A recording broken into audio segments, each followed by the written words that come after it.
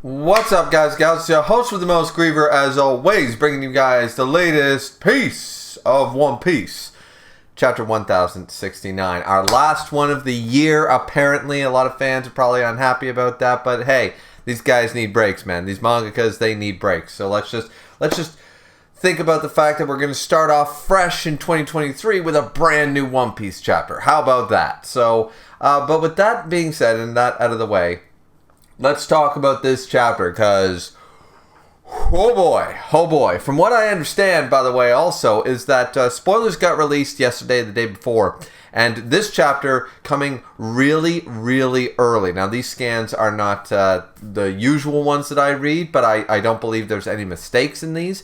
The chapter did come early. Christmas coming early, apparently. So we're going to do this chapter. We're going to review this chapter. But yeah, apparently the spoilers got a lot of things wrong. I don't read spoilers because I think, that takes away from the enjoyment of a manga. Why are you reading spoilers?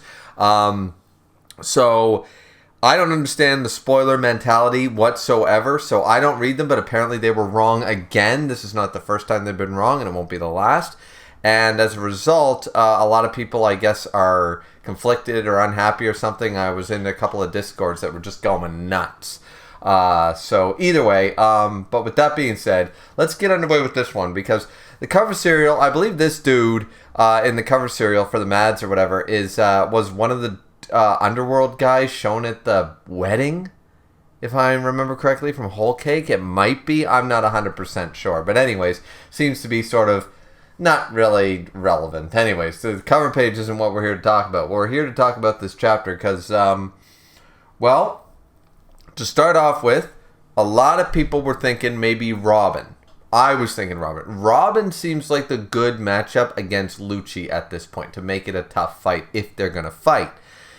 And the thing is that we got a lot of information in this one. So, first and foremost, we got Luchi and Luffy are actually fighting. I don't even want to call it a fight.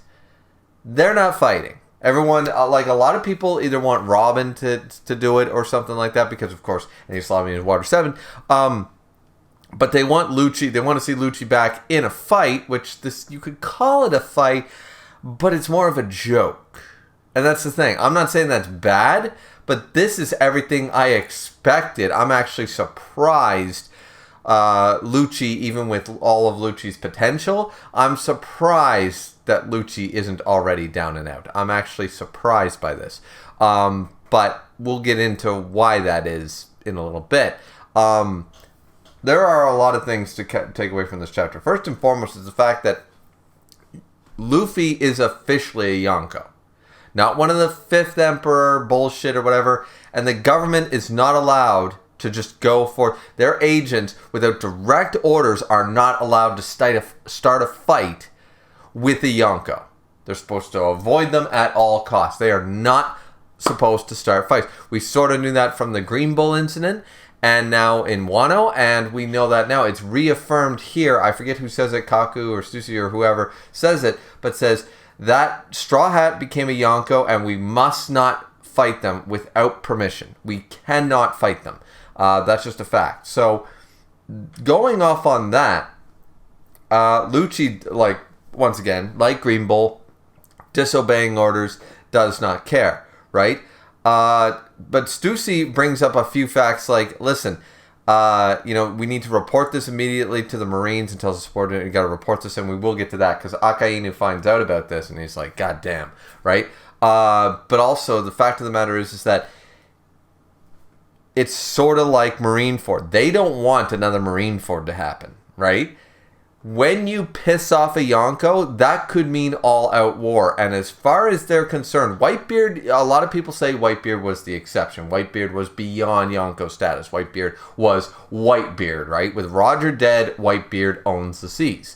So with that being said, however, they're still saying that basically you don't actively piss off one of the emperors until we're prepared for that. You don't just willy-nilly, hey, let's start a war, because as Stussy says, this isn't a battle anymore between pirates. You're pissing off a Yonko crew. And we do know, and I assume that the world government knows about the Straw Hat Grand Fleet, and they're allied. They know about Luffy being allied with Shanks and Wano and all this stuff. I assume they know all this information, and the fact of the matter is that they don't. It actually makes sense. At first, I was like, really, that's how they're gonna do it. So Luchi and Luffy can't fight. Is that how they're gonna do it? Is that Luchi's gonna be like, nope, down boy. Nope, none of that, right? It's nothing like that. It's the fact of the matter is it's true. Luffy has elevated himself, not this pseudo Fifth Emperor stuff. He is considered a Yonko, and the problem is that will start another Marineford potentially. Potentially that could start a Marineford, and the world government is like, you don't do that without fucking orders. I'm sorry, you just don't do that. So, with that being said, we go forth in this battle. Now, Akainu knows about this. Apparently, he's sending Kizaru straight to Egghead right now. But they are very worried. Like, Akainu is like, what are these brats doing without fucking orders from me? What are they doing?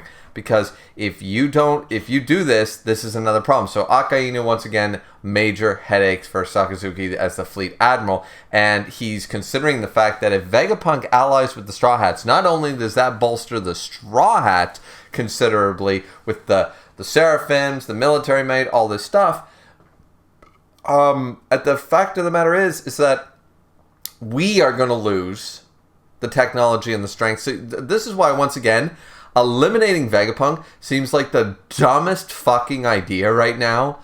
And it's stressed here in the scene with Akainu, because he's saying, Vegapunk allying with the Straw Hats. It'll leave a huge crack of enormous strength out of our military power right now. So he's once again probably pissed off at the elders or whoever ordered Vegapunk to be executed or taken in or whatever, because it's like, listen, that guy, like the whole SSG, the whole idea of abolishing the warlord system was we were going to place it with the SSG. But if the SSG isn't going to listen to us, we're fucked. We're just losing military power at this point. So Akainu is very irritated. But he continues to reiterate, you must not fight against Straw Hat Luffy at all costs. Do not fight an emperor. And yet, nonetheless, boom, we jump back and Luffy is fighting against... Actually, the term fighting is a little loose here, okay? So Luffy now, a lot of people, I guess... I wasn't one of these people, but a lot of people expected Gear 5th to be like, okay, Luffy's going to have a hard time going back into that form, yada, yada, yada. Sort of like the filler arc of Bleach in the Bount arc, when Ichigo couldn't use Bankai because he wasn't used to it. It was a new technique. He didn't have enough time to train with it and learn how to just willy-nilly pull it out of his ass sort of idea. Was a lot of... That was the excuse in the Bount arc, so that Ichigo just didn't... Done. Apparently we're not going to do that with Luffy. I guess a lot of people thought that. I don't mind that. That does not bother me. That actually makes sense. We have never seen Luffy practice or train in the entirety of this manga. That's a fact. We have never seen him train. We didn't see him train Gear 2nd. We didn't see him train Gear 3rd. We didn't see him train... We know he was training with Gear 4th and developing Gear 4th in the 2-year time skip, but we didn't see it. And the fact of the matter is that he's unlocked a new form. Boom, he's going to use it. Ever since he unlocked Gear 2, he started using it like it was second nature. Same with Gear 3. So I don't see why people thought he wouldn't just automatically, boom, I can now use Gear 5. There's no problem with that. His awakening into the Sun God Nika form. So he's doing that, and he's fucking clowning on Luchi, which... I mean, respect to the people who thought that Luchi was actually going to fight Luffy one-on-one in Gear 5 form and actually be a challenge. Here's to you guys, because you guys had a lot of faith. You guys had a shit ton of faith in that regard, because I'm going to be honest with you. The idea here that Luchi even says it, and I think this is an ode to the because we get Luchi in a very badass awakened form, and for the people who keep talking about Kaido not being awakened, it's like Kaido was probably already awakened. Kaido even brought up awakening in their fight. Either Kaido is the worst devil fruit user in history, having his fruit for 4 decades and never awakening it, yet still being considered the strongest in the verse, or he was already awakened. When he goes in, he doesn't do another form. He goes, boom, zone form, awakened. He's always awakened. That's the way I took it. I don't know. But a lot of people are going to be irritated at that. I don't know what to tell you. The fact of the matter is that Luchi's new form looks awesome. These black flames rolling around him and stuff like that.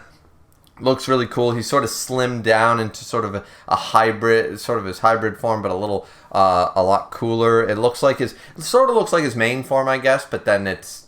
Anyways, fact of the matter is it looks really cool. The Nico no Mi model leopard, of course, the Nico no Mi in its awakening form. Now, he is the one who says, "Don't think you're the only one who's gotten stronger, Straw Hat Luffy." And it's like, all right, fair enough. We all knew that Luchi, who has a ton of potential, he's got main character potential, level of talent and potential. We knew that.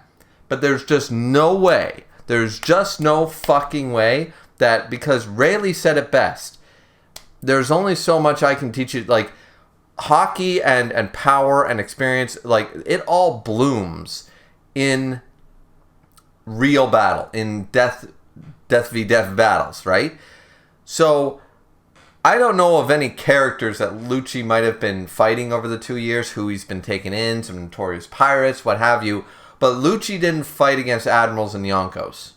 So Luffy did. Luffy is in another tier. Luchi might have gotten stronger, that's a fact. We all knew he got stronger, but, like, how much stronger? Like, once again, I think that the 4 top members of the Straw Hat crew could easily beat him. It'll be mid-diff. Zoro can beat him, Sanji can beat him, Jinbei can beat him, Luffy can dog walk him, and he's showcasing that this chapter. So one of the just weirdest things for me is the fact that it's kind of cool that Luchi's confident and he's got this leopard form, like he's got his awakening form, and he's like, you're not the only one who got stronger. And Luffy is fucking clowning his ass. He's absolutely clowning his ass throughout this fight, laughing his ass off. And of course, he's at full health, unlike the battle with Kaido right now. He's in full spirits, so he's just making a joke out of Luchi trying to actually fight him. They do one hockey clash, sure,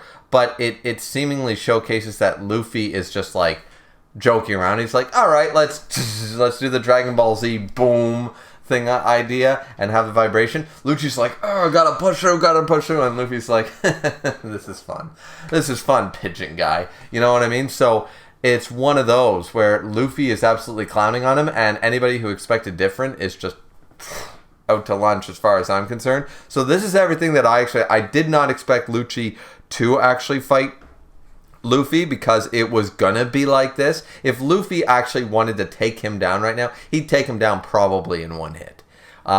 He does get a hit off on him, and it does clearly seem to damage it does damage Luchi quite a bit by the looks of it. He does do one gum pistol at him, and it does seem to hurt him. Of course, Luchi comes back to use Shogun, and take down Sentomaru, and then that's when Luffy's like, wait a minute. So going off on that line, so there's a few things to cover before we get to the end of the chapter. There's a few things to cover. Number one is, okay, so we covered the battle stuff. We covered the power scaling bullshit between Luchi and Luffy. And Luffy is absolutely tune-forcing, clowning his ass off. Luchi Awakened is cool and might be a decent fight for Brook or Robin or somebody like that, but not for Zoro, not for Luffy. Like, Jinbei or Sanji would be a good fight. I think they would be a good fight. And it would show how far the Straw Hats have come, that a main villain of an arc that Luffy defeated is now being taken seriously by a crewmate, and Luffy is just up here. I don't think Luffy or Zoro would, I guess maybe if Nami wants a leopard coat, or something. Like, you know, Zoro could fight him and then skin him the fuck alive, because Zoro would also mid-diff Luchi at this point, I believe. But fact of the matter is, we do see his hockey. We do see a lot of that. So that's just to appease the power scales. We talked about the fight, yada, yada, yada. Let's get on to the other stuff that makes this chapter. I think this is going to divide the fan base in some ways, but let's talk about it. Let's talk about it. So what we have is Vegapunk finally revealing some Devil Fruit lore, some Devil Fruit shit. So the Goma Goma no Mi, and this was theorized, here's a W for yours truly, because I theorized this on a stream a long time ago. When we first learned about the Sun God Nika stuff, and when I did my theory video about Luffy's, about how all this works, is that the Goma Goma no Mi, a lot of people said, okay, there must be a real one. No. There is no such thing as the Goma Goma no Mi. It was a fake name. It's a pseudo name. And once again, this is just more... this is reaffirming, in my opinion, that the fruit, which has a will of its own, that's confirmed, is lying even to its own user. It's lying to Luffy. It says it's the Goma Goma no Mi.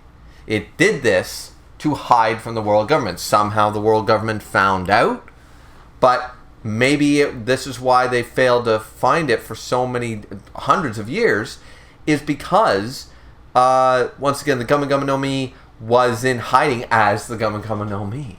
It hid its true potential, it hid its power, it hid even its fucking name, and maybe the world government didn't learn about that until 2 centuries ago. Maybe it learned about it in this very century. They finally tracked it down in that way. And that's why Who's had it and all that stuff. Maybe they finally figured out that secret somehow. Who knows?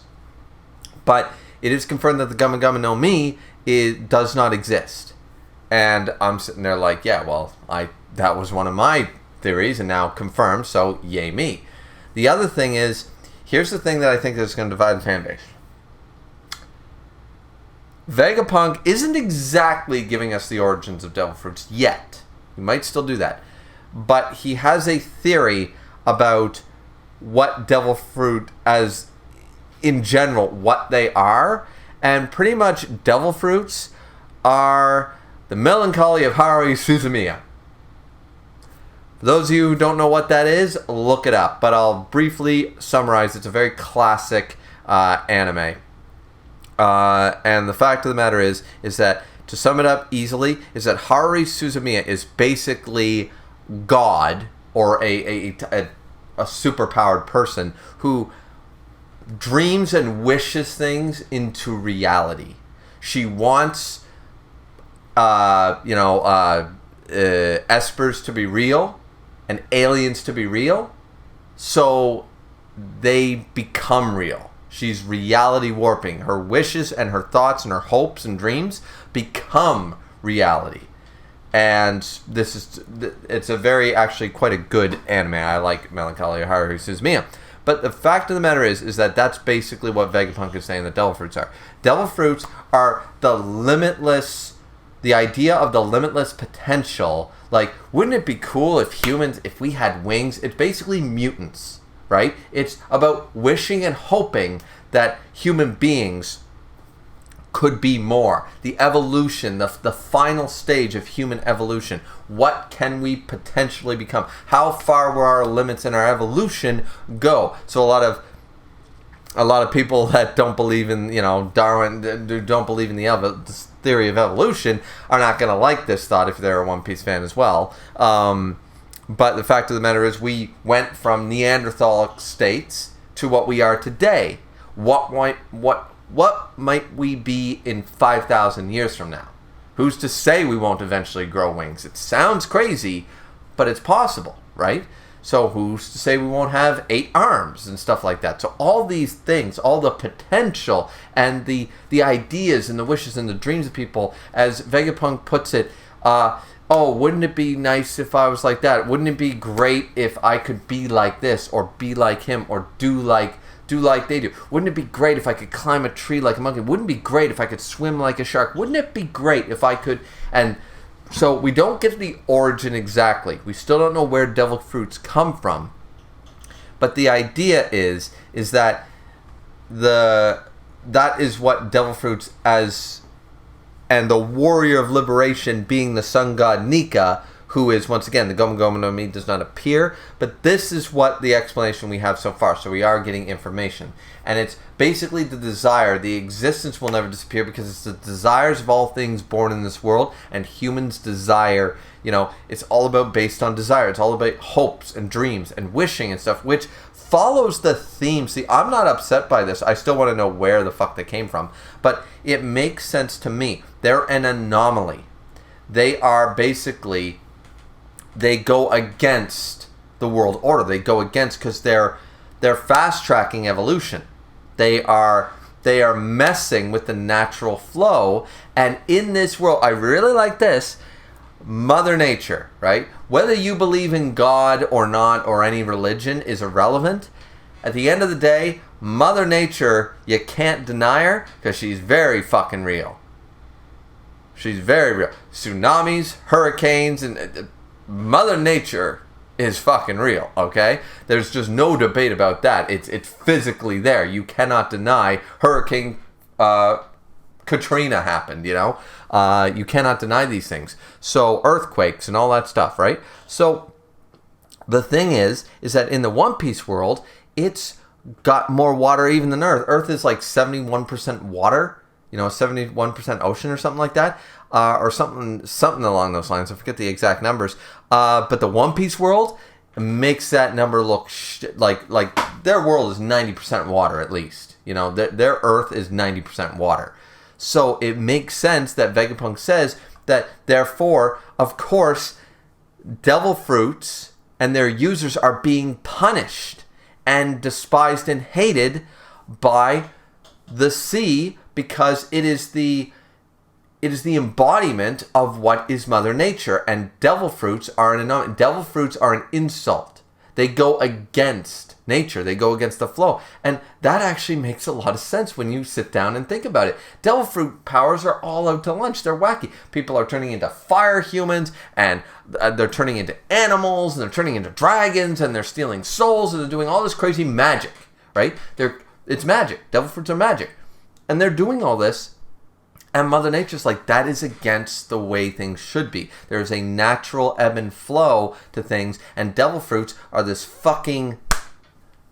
so I really like this analogy. I really like Vegapunk's explanation in this chapter. I know some fans are probably not going to like it, but they basically said that their existence is burdened with the punishment by Mother Nature. That's the flow of natural order fighting back against this alien, this anomaly that is the devil fruits.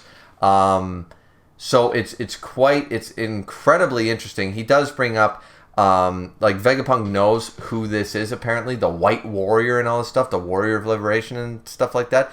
And it says it's exactly like what's mentioned in the ancient documents and stuff. Of course, they're going to talk about Nika and stuff. And everyone's like, Luffy's just an idiot. He's no god. He's no Warrior of Liberation. He's just Luffy. He's just a moron. And he's like, no. He said, this is the power of the sun god Nika.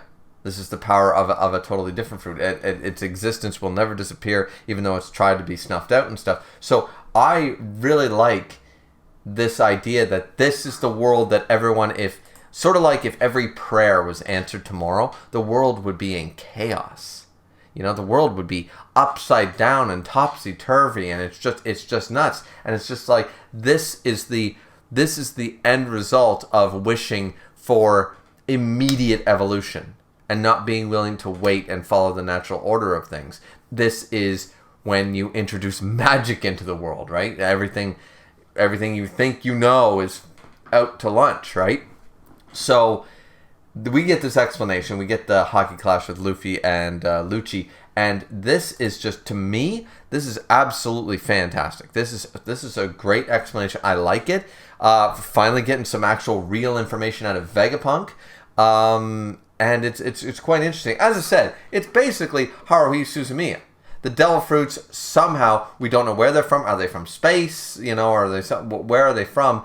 But somehow these devil fruits go against the natural order. Devil fruits should not exist is pretty much, you can get that from this conversation. Devil fruits are an anomaly in the One Piece world. They don't even belong in the One Piece world. They're not natural even in One Piece. You know, you take all these verses, you take Naruto where chakra is a real thing and it's natural in that universe. Well, wait a minute, didn't they talk? Anyways, maybe a bad example, but in Toriko, there's gourmet cells but once again, that's it. Yeah, so basically a lot of these, let's take Bleach. So in Bleach, you know, Bankai, Shikai, spiritual pressure, all that stuff, that is natural in that world. That's a natural ebb and flow of things, right?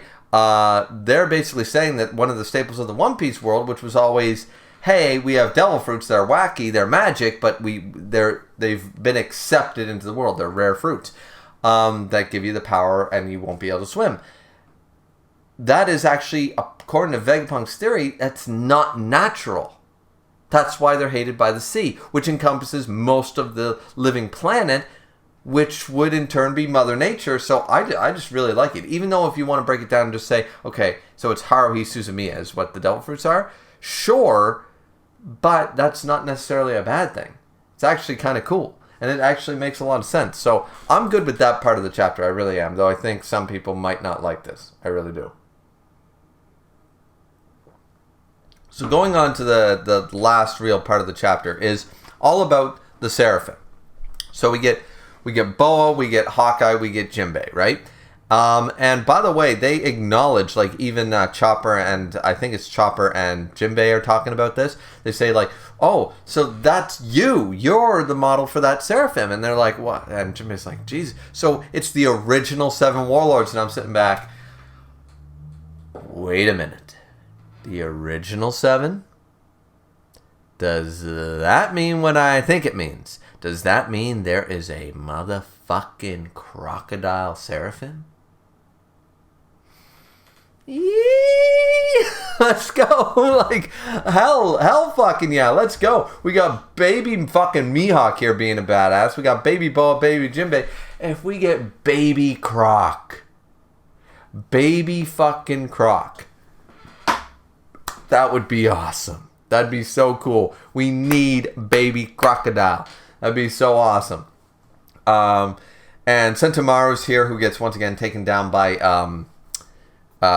Luchi. But anyways, so the pecking order for the Seraphim, as we know, is and what we're told that the Seraphim are controlled. Their level of authority is definitely, of course, Vegapunk. First and foremost is Vegapunk, and of course all the Vegapunk versions with the satellites. Then it's Sentomaru. Then it's, of course, there's the 5 elders and the holder of the authority chip. Now, this gets a little confusing, and maybe it'll be cleared up in the Viz or something like that, but I believe when Stussy is talking about this, because it clearly does work, she's talking about the regular pacifista. There's a huge list in one of these panels, and it talks about, so the pacifista's rank of authority goes, the 5 elders, through transponder snails, the 5 elders actually have more authority or more control. Those are the orders that they follow over even Vegapunk. Vegapunk is only second on the list.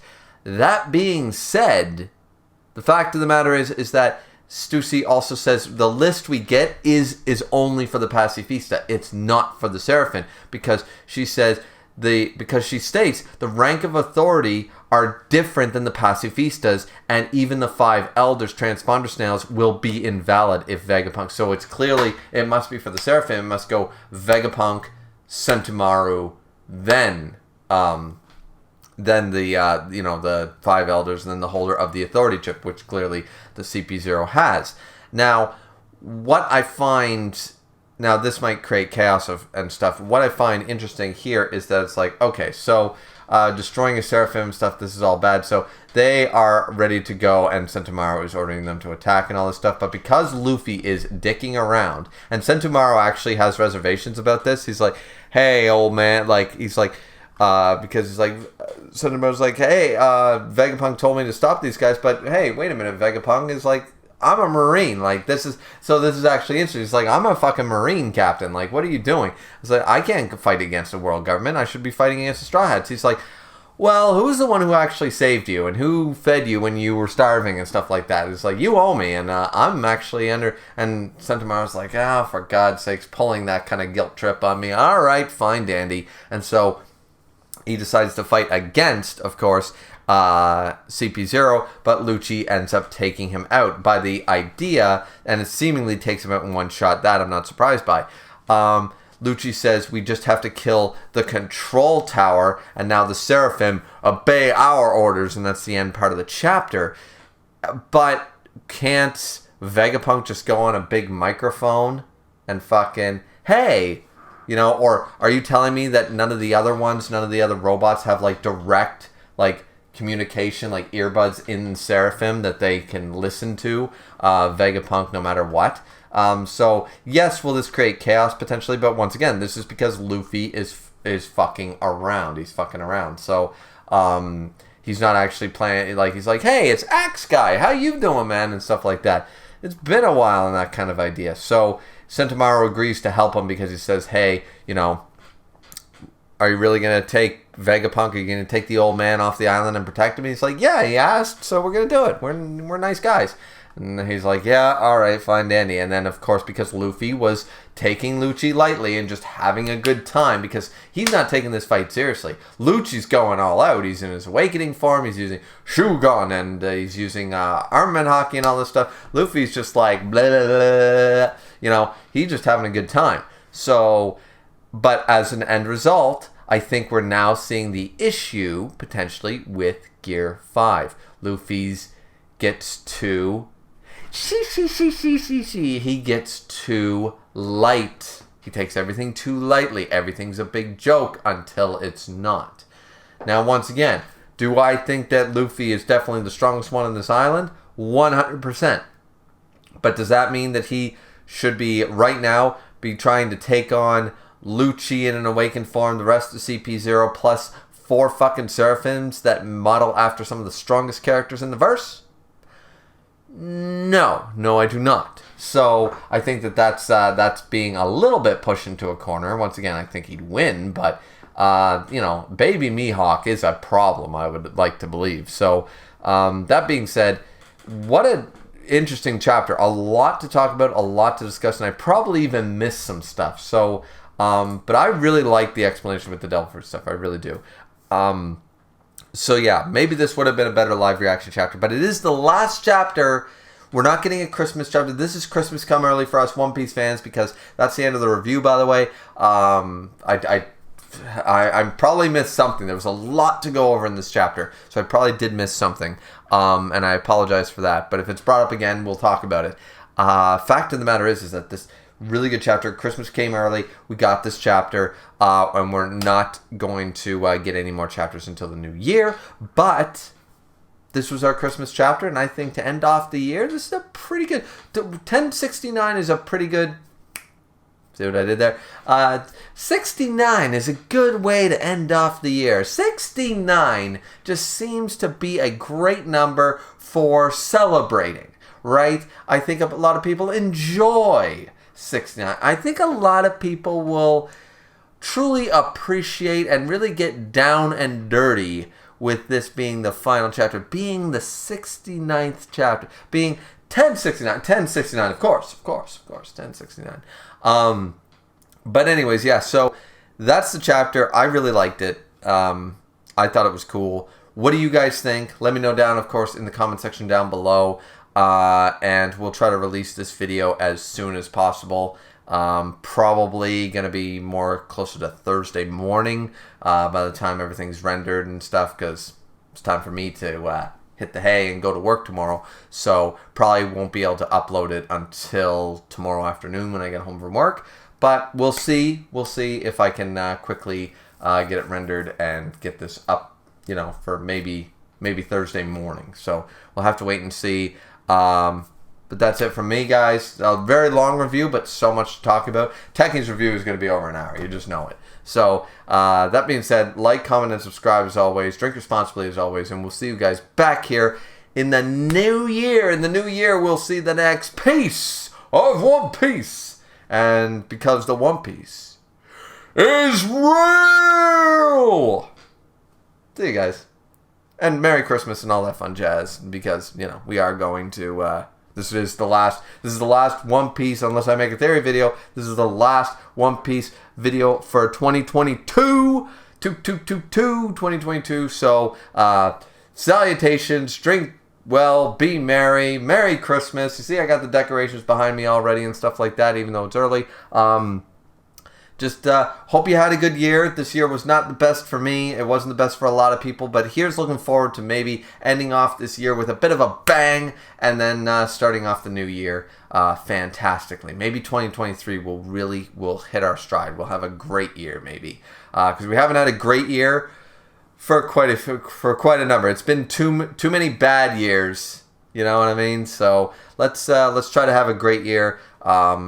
And going forward, and yeah, last chapter of One Piece for the year. So, hell, man, this is it's a good chapter. It is a good chapter. So, I'm gonna stop rambling. I don't know how the fuck and when I'm gonna end this video. I've already ended it like 3 separate times. So let's just make the run time 45 minutes while we're at it.